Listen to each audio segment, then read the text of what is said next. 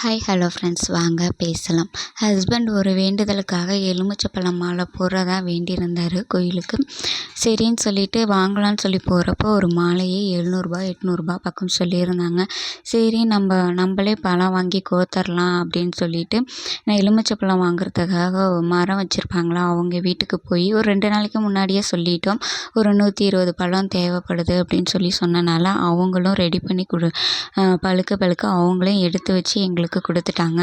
சரின்னு சொல்லி நாங்கள் வாங்கிட்டு வந்து கோக்க ஆரம்பிச்சிட்டோம்.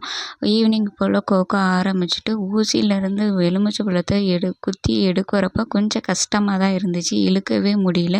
ரொம்ப கஷ்டப்பட்டு தான் கோத்தேன். கோத்ததுக்கப்புறம் நூலில் இங்கிட்டு இழுக்கணுன்னா முடிச்சா விழுந்து ஒரு பக்கமாக சேர்க்கறதுக்கே ரொம்ப கஷ்டமாயிடுச்சு.